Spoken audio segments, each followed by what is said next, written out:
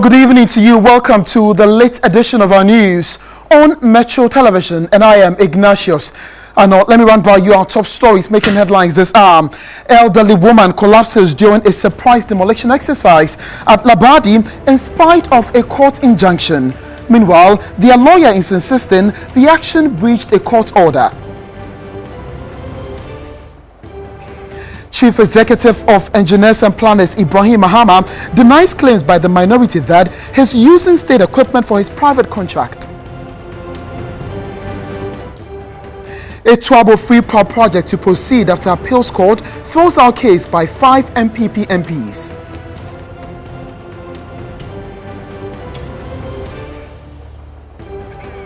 And in Parliament today, Professor Alex Dodu and radio presenter Blackmaster are now free men. Parliament accepts the apologies, but with a strong caution. Details momentarily.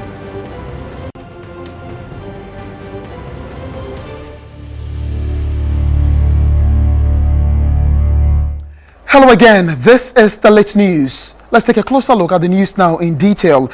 And the Ministry of Local Government and Rural Development has denied allegations of gifting out state-acquired machinery to Engineers and Planners, a leading construction firm, to dredge the Odo Drain. Chief Executive of Engineers and Planners Ibrahim Mahama, together with the Chief of Staff and the Sector Minister, led the media to inspect work done so far.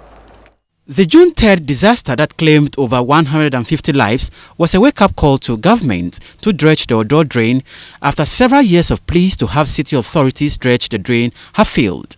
The Ministry of Local Government and Rural Development had, in collaboration with other stakeholders, attempted to dredge the drain. Environmental Service Providers Association, they joined us, they collaborated with us in this exercise. But you realize that a lot of these collaborators supported us in clearing the debris on the streets of Accra and left. But Engineers and Planners, because of the expertise they have in this kind of job, they accepted to partner us in desilting the Odo River. And so, as far as I'm concerned, we only provide fuel. Engineers and Planners, a mining company, then offered to assist with the expertise while the ministry provided the needed logistics. Chief Executive of Engineers and Planners Ibrahim Mahama said his decision was in a philanthropic move to help his beloved country out of a dire situation. He explained that it was in the best interest of government for his company to offer his benevolent gesture. Good man is never honored in his own country, and that's what I feel. As Ghanaians, let's get together and clean our homes. We can't be waiting for Conti to come and say they are going to come and clean the drain. This is what I do for a living. I move earth and I get paid by the cubic meter. If I'm idle and waiting for my next job elsewhere, maybe in the mines, and I can offer my service with my boys being idle and not working, unemployment, where I could use the boys to be able to do this job, for us to see as Ghanaians that we can do this job within in-house. We don't have to always wait for foreigners to come. The machines had been on site for the past 7 weeks, dredging the Odo Drain and assisting clearance and haulage of huge volumes of debris. Who have given us equipment to be able to help Mother Ghana. They sealed this drain that really cost lives a few months ago. So if you've come here to see, it's actually a day and night operation. We work day, we work night to be able to fasten the job. But the job is not a small job. The job likely could take a year, could take a year and a half, but we are at it. Metro News learned owners of houses dotted here who had abandoned their properties have returned to complete construction due to the improved access to the area. Meanwhile, Chief Executive of Engineers and Planners Ibrahim Mahama says despite his noble and philanthropic work to the country, his operations are always misinterpreted to score cheap political points. Mr. Mahama, however, says such comment will not stop him from doing his best for his nation, Ghana. But let's also think that we have a good country called Ghana, which we all belong. We should try and reach out to help Ghana and let Ghana be. 150 people died of that flood. It is a result of us not cleaning our drains. It's as simple as that. Inquiries, committees will not help us. This is our problem. Let's clean our gutters and let the water flow for it not to back and do. What happened was I lost the pickup in the drain, and in losing the pickup, my pickup, I took it upon myself to help others to take out their pickup, their vehicles and stuff. From there I took an interest and noticed that I have the right tools. I have the right tools to be able to save some actions, and that's what got me interested. Government property, you can't take government. It's not as easy like taking a paper and sticking it to your pocket. These are equipment that have inventory list on them. Well, I don't take that as hard. It's all just talk. Yeah. And let's move away from that story and focus our attention on some other critical issues. But for the timely intervention of some good Samaritans, an elderly woman would have died out of shock after she collapsed upon seeing her home demolished at the La Palm Wine Junction here in Accra. Officials of the La Dade Kotopon Municipal Assembly early Friday morning pulled down over 15 houses and shops within the La Township.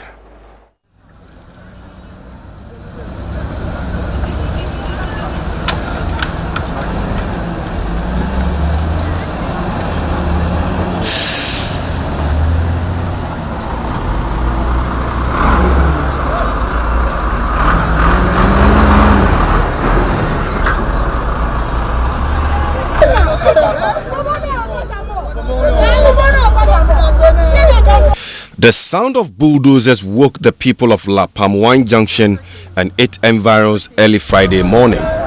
When the news team got to the scene, over 15 houses and shops have been pulled down. Some affected residents were seen going through the rubble to salvage their properties.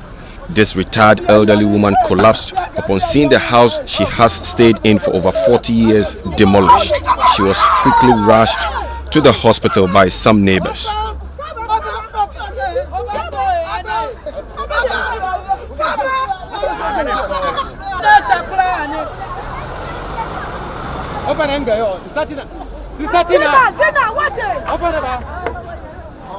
Frustrated residents who spoke with Metro News alleged the owner of this Shell filling station is behind their ejection. Normally, no filling station so to a call normal CC, which is man at so the supermarket. Yes, you knew baby and this Eban is a high baby. About 41 years now, we are working with them. Do you pay taxes, and who do you pay taxes on the land to? Do you pay rents? Who do you pay these rents to? Pay all for Ladmore. First, we pay for first we have AMA. That they don't get districts here. So when they get a district, we start to pay for them. Even this year, they bring us bill 1.2, 1,200 to pay before they come and do this. How many of you are here, and how many people have been affected? We are plenty. If we count, we are more than 100. Attempt by the news team to speak to the police, military and officials from the La Municipal Assembly proved futile. Metro News will keep you posted. Frank Nyonato, Metro News, Accra. Now, meanwhile, counsel for the affected victims is utterly dismayed by the actions of the La Dade Kotopon Municipal Assembly.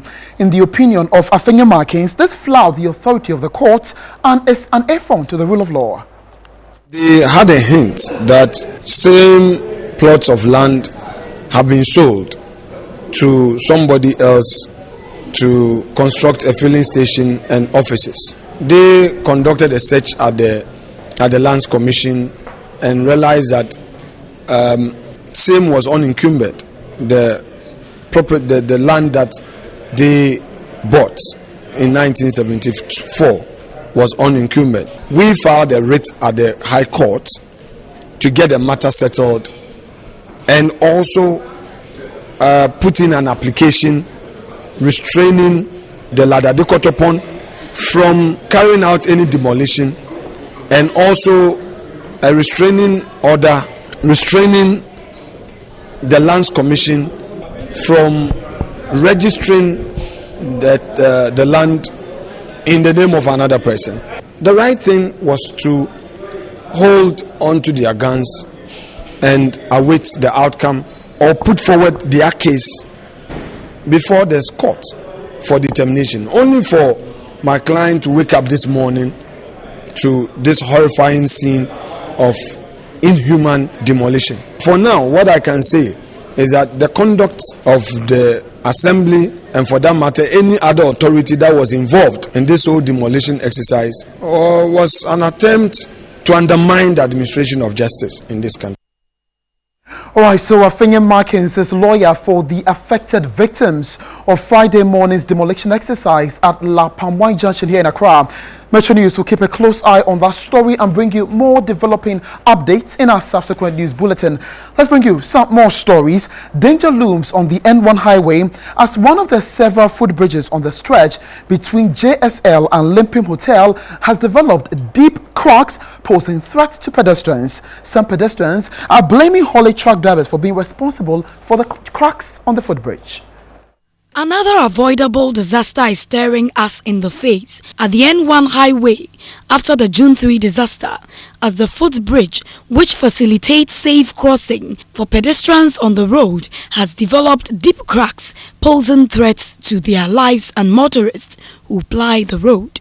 Haulage truck drivers have been faulted for being responsible for the poor condition of the footbridge, as they usually carry tons of goods that are higher than the height of the footbridge, thus cracking it. Trucks from Tema going to Burkina to Mali, they get stuck under, and more trucks come to hit, cars come to hit, and people are dying.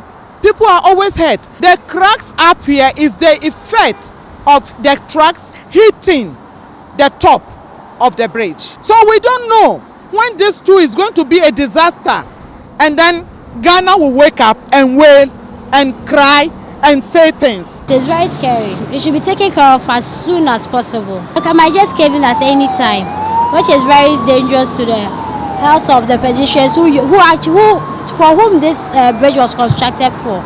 So in my honest opinion, it's best it's taken care of. Sometimes if I'm passing on it, I'm afraid, because anything can happen. Anything can happen, as you can see. They are appealing to government and city authorities to, as a matter of urgency, undertake maintenance works on the footbridge. They also want haulage truck drivers who carry goods that exceed tons of goods sanctioned for endangering the lives of motorists and residents there. The Etuabo Freeport project will now go on steadily. This follows the ruling by an appeals court against a case filed by 5 MPP MPs seeking to stop construction of another harbour in the Western region. The appeals court in Cape Coast on Thursday struck out a case against the Etuabo Freeport project, but 5 members of parliament took the matter of parliamentary approval to court last year, seeking for elements of the agreement to be overturned. They are Kweku Kwarteng, MP for Boase West, MP for Takoradi Ochredako, Joseph Kujo, MP for Efia Nkwanta, Hawa Kumsing, MP Ewutu Senya East, and MP for Tema Central, Kofi Brako.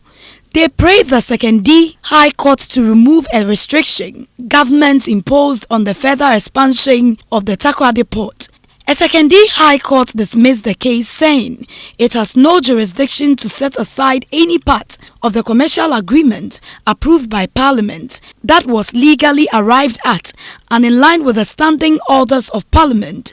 But the MPs appealed against the ruling in the Cape Coast Appeals Court. Etuabo Freeport Ghana Limited has subsequently issued a statement saying it is pleased that the case has finally come to a close. The company further indicated that it is currently carrying out soil investigation and other processes for the project to commence. The statement further said it is looking forward to the realization of Ghana's first free port, which will offer a gateway to the offshore oil and gas industry in Ghana and the wider Gulf of Guinea.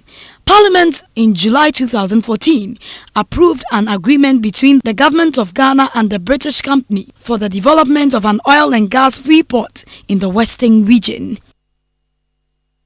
And away from the ports, let's focus our attention on aviation now. And the European Union Commission in charge of air safety has lifted a 9-year ban imposed on Ghanaian registered carriers for operating flights within the Union. This follows a petition filed by the Ghana Civil Aviation Authority. The lifting of the ban means that Ghanaian registered operators are now able to operate flights from Accra to Europe and in between EU countries. Acting Deputy Director General Technical of the GCAA, Mate Boy Atoklu, said the lifting of the ban will enable Ghanaian registered carriers to operate from here to the EU and within the EU. In March 2006, the EU Safety Committee placed an operating ban on 2 Ghanaian registered air carriers, Meridian Airways and Airlift International, thus banning any locally registered air carrier from operating in the European Union region due to safety concerns. The EU, in a letter dated June 25, 2015, addressed to the GCAA, said the EU Air Safety List Committee, in following the proposal of the Commission in accordance with common criteria set out in the Annex to Regulation EC 211/2205, agreed that the Union list of air carriers which are subject to an operating ban within the Union should be amended to remove the 2 banned Ghanaian registered carriers. By the action, no Ghanaian air carrier is recorded on the EU air safety operating ban list. The GCAA, following lifting of the ban, has further suspended the issuance of licenses for offshore air operations, which was allowed to operate offshore in the EU. And now let's head to the House of Legislature, where Professor Alex Dodu, a lecturer at the School of Medicine and Dentistry at the University of Ghana, Legon, has been pardoned for his unsavory comment against members of Parliament. It was a tough one for radio presenter Black Rasta, who had to be grilled before the House, but eventually got freed. He was, however, strongly cautioned against his utterances.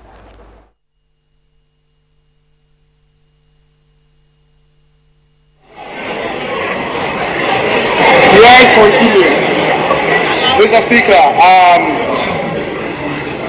all I want to say is that, very honestly, if I could take a slap from everybody here, I would willingly do it. I am very, very sorry for those utterances. I have never stood for anything like that. And unequivocally, I will say very, very, very, to the umpteenth time, sorry. I am very sorry, sir. Now proceed. Masha, bring him forward.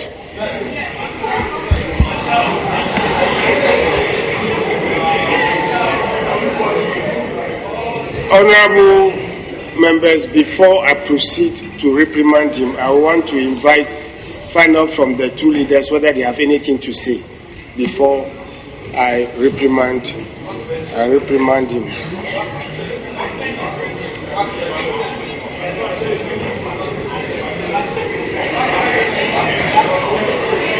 Speaker,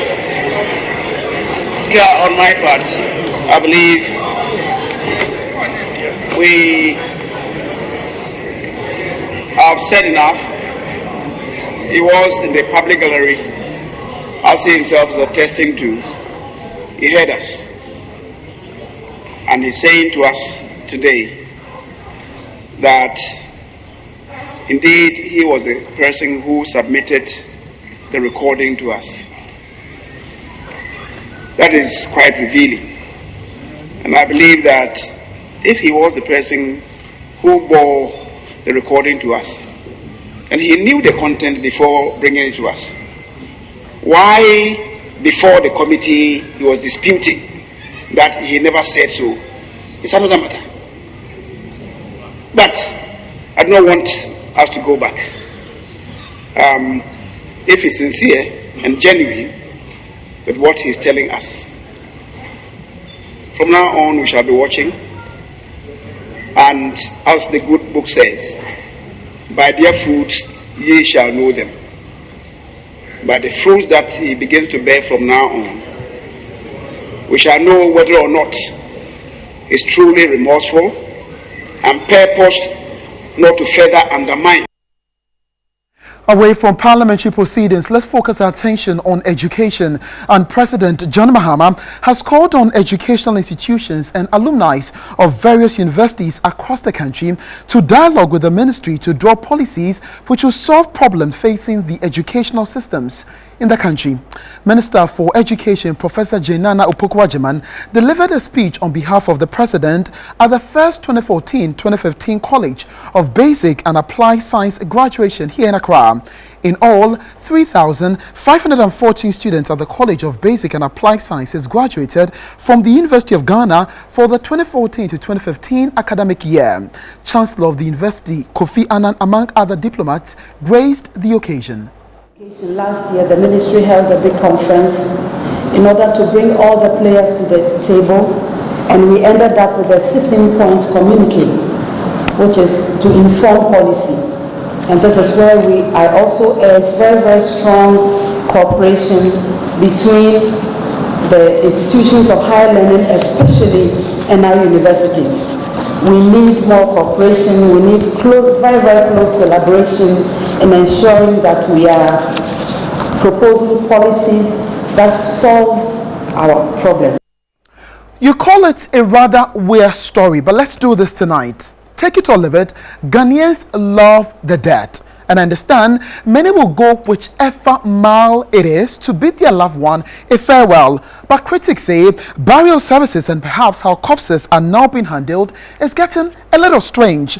In the following report, we'll show you an interesting example of how some choose to say goodbye to their loved ones.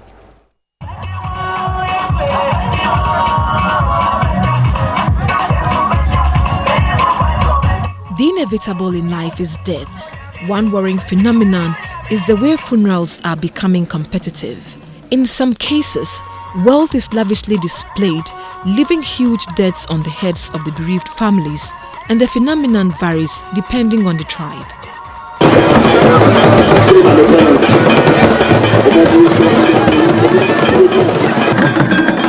Funerals are more than any other economy, increasingly gaining in scale and importance.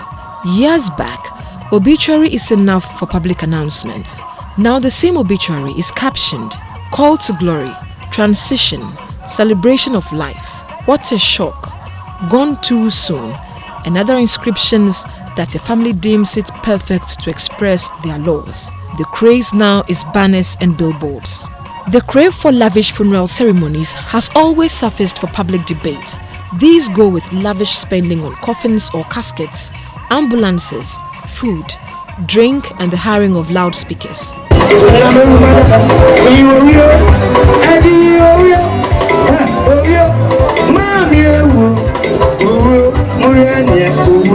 Expensive clothes of different kinds are also displayed at the funeral for show-off. It is almost universally acknowledged that Ghanaians adore the dead and will commit so much to performing flamboyant funeral rites. Choice of coffins and caskets is a very important decision for the family. These special coffins are termed Carry the Dead Home. These fashionable and expensive coffins are made in the form of fish, car, beer bottles, fruits, footwear. Just name it, you will get it if only you can afford. In most communities, funeral expenses are shared among the clansmen and all relatives of the deceased. The dimension which contemporary Ghanaian funerals have assumed over the last decade gives a great cause of concern, if not worry.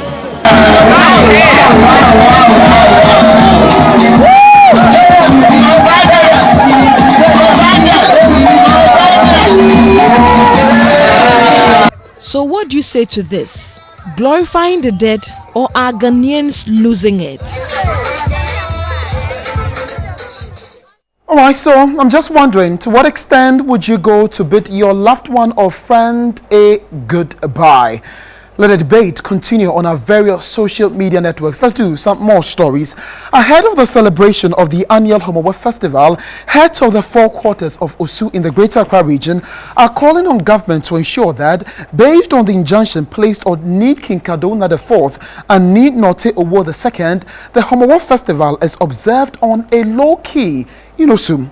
This, they claim, will emphasize the legitimate or the illegitimate custody of the current occupants of the Osu Black Stool.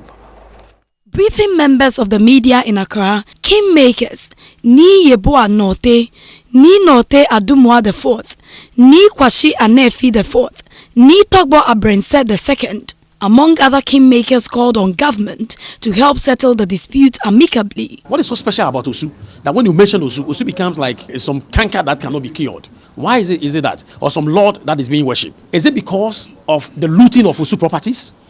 Is it because everybody's eye is in Osu? I think that what they have done at other places, the committees they have set to go into some of these cases, we are also calling on government to set similar committees. Head of the Monko traditional area, Ni Yebuanote cautioned Ni Okwei King Kadona IV from sprinkling Kpokwe as a sign of a shame to his illegitimate ascension to the Osu Black Stew. There is no peace in Osu, our fatherland. We have remained quiet because of the faith we have in the courts. What is happening now is not the best. We will therefore ask the Honorable Greater Accra Regional Minister Ne Lai Afote Agbo to ensure that on the basis of the recent injunction placed on Ne Note Owu III and Ne Kinka Dowuna VI, this year's Homowo should be observed quietly and that there should be no public sprinkling of Kpokwe as a sign of our shame.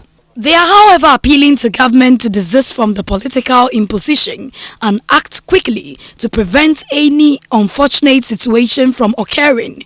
However, the Osumanche, Ni Okwei King Kadona IV, refused to react to the issue when our news team contacted him, claiming the allegations from the heads of 4 quarters in Osu is baseless. Ghanaian football legend Sir Cecil Jones Atuquefio's mortal remains has finally been laid to rest in Accra.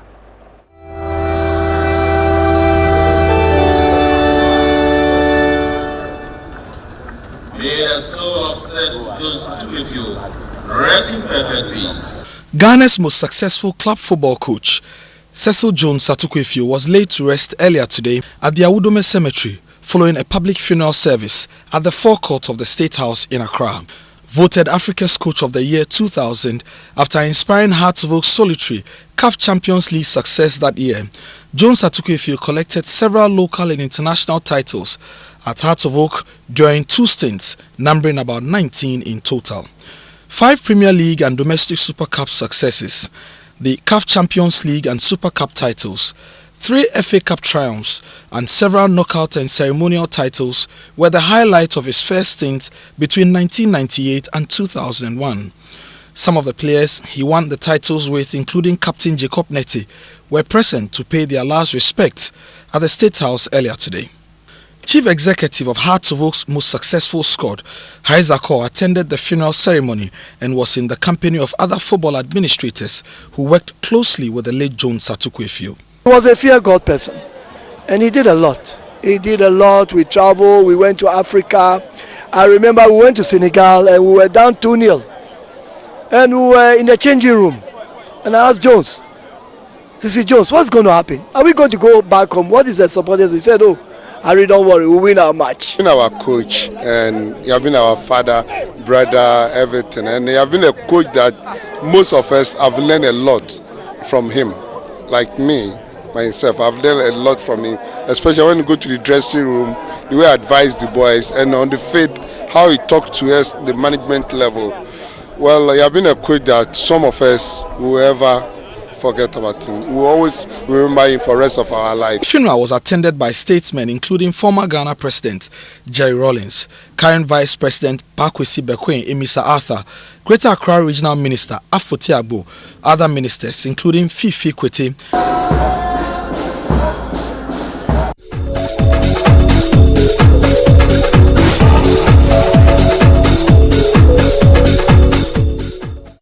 And coming up, highlights of major international news updates.